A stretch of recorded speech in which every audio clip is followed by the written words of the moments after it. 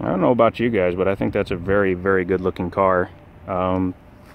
Pictures don't do it justice. This one is the Summit White and it has the charcoal stripes on it, but in the magazine, all you ever saw were pictures of the car, you know, really close up, showing different things, like, you know, they do some kind of weird angle, like, check out the new vents and things like that. So you never got a great look at the car in terms of it being an actual car in differentiation to the previous generation. Yeah, in person it's a much tidier package. The lines are tighter. Yeah, I actually very much approve of the new one. The old one looked too clunky, bulky, all that good stuff. So thank you, Cadillac, for your ATS platform. And I realized that was probably all in the sun. So yeah, I have to personally say I think it looks better in person than it did in the pictures. All the pictures, especially during the months leading up to the reveal of the car, only showed bits and pieces of the exterior, such as like the quarter panel or the wing or the cut in the rear quarter glass.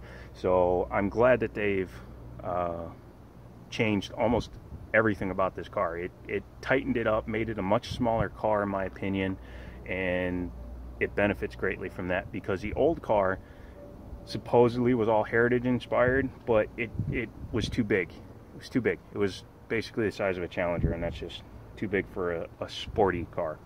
So yeah, I like the dimensions much better on this new car. Moving under the hood, power wise, you have the venerable 6.2 liter Chevy small block. In this car, it makes 455 horsepower, which is more than enough for a everyday driver. It is quite impressive that you have cars that you can just buy with that much horsepower, when you consider that the C5 Z06 was the first GM car, production vehicle anyways, to make over 400 horsepower. Even the old ZR1s from 91, they only made 385 horsepower. So to be able to buy a Camaro with 455 horsepower from the factory, that's pretty damn impressive. Looking at the front, which is not an angle you see very often, that is freaking menacing. Look at that. The way that they tucked in the headlights in the front, and the way they continued the body line to give it more of a fluid look versus that gaping maw look. Pardon me, I'll move out of the way here. So I like this.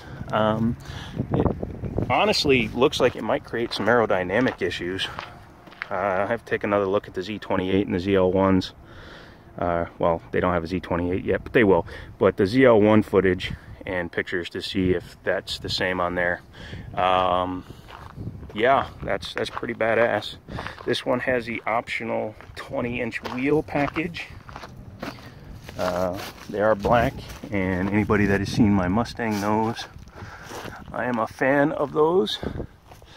In here, you've got a set of Brembo brakes. They're actually smaller than the ones that are on my Mustang. These are only a 13-inch rotor versus the 14-inch rotors that I have on my car. However, they say it stops it plenty good enough. And I'll have to agree with them. It drives pretty damn nice. The rear three-quarter view is probably one of my favorite views on the new car, being that the old car was very frumpy and didn't have very well-defined lines. However, they did fix that after the first year by going with a black rear diffuser, which they've continued on this car.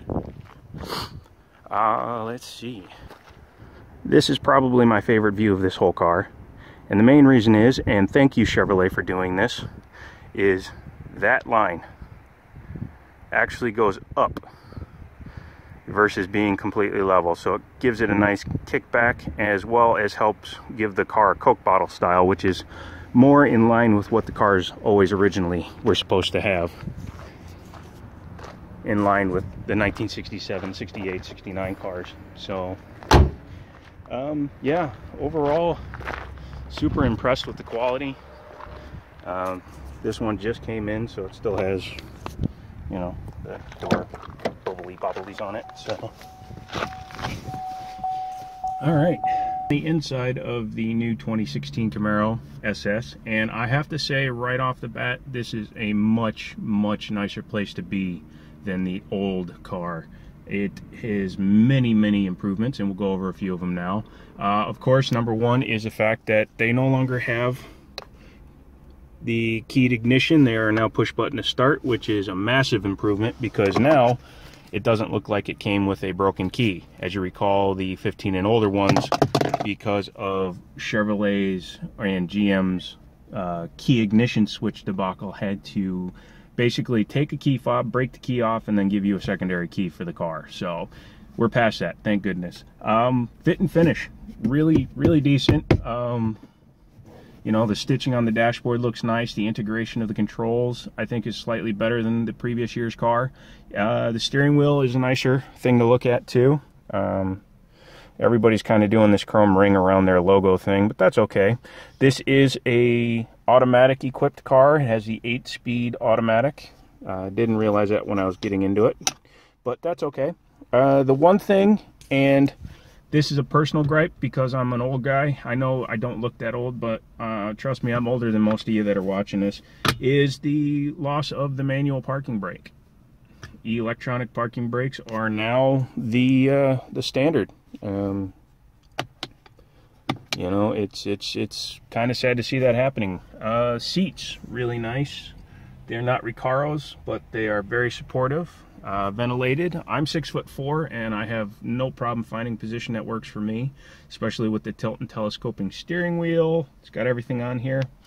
Let's go ahead and fire it up real quick. So this one is a 2SS Coupe. However, this is about as loaded out as you can get before you start getting into things like the upcoming 1LE or the ZL1. This one has a sticker of... This vehicle is in demonstration mode, connected by OnStar's high-speed 4G connection. Okay, press the blue OnStar button to learn more. No, thank you. All right, so this one has a sticker of $50,550. That's because this one is about as Corvette-y as you can get. It's got the magnetic ride control, it's got the dual mode exhaust, so you get that nice burbly sound. Let's see, it has a front end splitter body color, blah blah blah. This one has navigation, Apple CarPlay. I don't know how well it's coming up. Yeah, you can see that fine. It's got the heads up display, and the cool thing that a lot of the companies now, these are all digital. The only analog gauges are the speedo and the tach. However, I will point out again that they have put the tach in the wrong spot, at least for a left-handed drive car. I don't know how many of you are performance-oriented driving, but when you're driving a vehicle that has a manual transmission, you tend to use your left arm to steer, like I'm doing. And when you do that, you block the tach. And it shouldn't be that way. That's personal opinion. You should have the tach on the right side so that you can watch what your engine's doing. When you're performance driving, speed isn't the thing you're watching the most. You need to watch your engine. So yeah, the new screen, that is an impressive screen. Yeah, it's an 8-inch screen. It's very clear. It's got the protective screen over it right now. Much like all the manufacturers are doing now, it's a slightly separated piece, which is fine because then you can just change the pods for different radios and different equipment. All the temperature controls were moved to underneath versus having toggles or switches or dials. And they have these ginormous, and I do mean ginormous, I mean, look at the size of that thing, vents in the front. So, headroom, again, I'm 6'4". I still have plenty of headroom, and this is a very comfortable seating position that I'm in right now. Rear seat room, let's face it guys, there is none, but it's not why we buy these cars, fellas, is it? All right.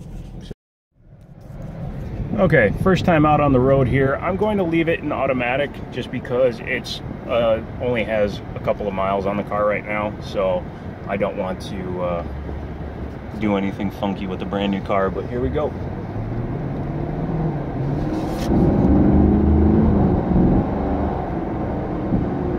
First impression is that 8-speed is definitely a good addition to this car.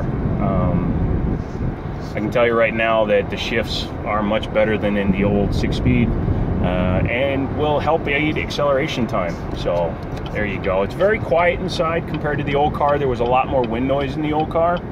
This one is much better, and I really appreciate the flat bottom wheel that it has, because I sit in a weird position. Yes, I'm 6'4", but I have a 30-inch inseam for my legs, so I don't have very long legs. So I sit kind of cattywampus in the car.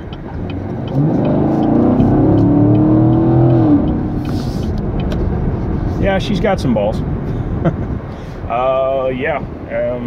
Visibility, they've improved it. The mirrors are bigger than the old car by far. The rear window is still pretty damn small, but I can see out of it fine. And the controls are still well within reach. I'm still not 100% on the electronic brake, but again, how often do you use a manual brake? And I apologize if this is all over the place. It's because I'm trying to film while holding one hand on the wheel. So yeah, the suspension in this is very tight, and it's just in normal mode right now. Let's see what happens. I'm gonna put it in track mode, and immediately you can feel that it's firming up. I'm on the side roads right now, but you can immediately feel that it is firmed up and much tighter than it was even just a couple of seconds ago. Suspension, steering, everything here. Let's see. Heated steering wheel. I love that. I'll never use it, but it's nice that it's there. So we're gonna go down, turn around, go back to the dealership now. So let's see what the turning radius is on one of these bad boys. Oh yeah, that sport steering, it feels like my Mustang.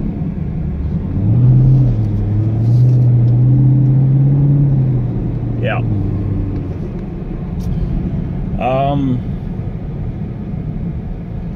Yeah, I gotta say, this is a much better experience than the previous generation cars. So that engine is just amazing. And the fact that this one already has a dual mode exhaust on it means you don't even have to do anything to it. So you can just hop in it and go. I don't personally normally condone having an automatic in a sporty car. However, a lot of people like them. They're very good for consistency in terms of 0 to 60s and shift times and predictability. And with these new 8 speeds, they get incredible gas mileage. This thing's rated at 28 miles to the gallon. I just saw it on the window sticker. 28 miles to the gallon with 455 horsepower. When I was a kid, a car that made that kind of power would have been like a 96 Viper ACR, which would have been lucky to break 18 on the freeway. So yeah, the fact that I'm driving in a 455 horsepower, extremely comfortable, leather lined, heated cooled seat car that gets almost 30 miles to the gallon with almost no compromises. That's just mind blowing right there, fellas and ladies. I'm not sexist. You can be a girl and like this car. Yeah, I can't really think of anything bad about this car. Yeah, so, you know, woohoo to that. I remember when I put exhaust on my Mustang, I must have used half a tank of gas going 40 miles because I drove it like in third gear the whole way. I'd probably do that with this car. Yeah, there you go. Hi, how are you? Standing in the middle of the road, not making the effort to move. That's on you, lady.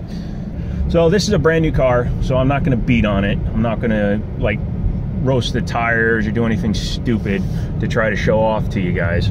I'm sure if you watch Motor Trend or read any of the magazines, you'll know that this is an impressive piece of equipment and it does the job extremely well. So yeah, I highly recommend that you guys give these a review before you make your final decision when it comes to buying a vehicle. So that is about it. I'm pulling back into where she's going to sit until she sells, which should not be very long based on that little drive I just did. So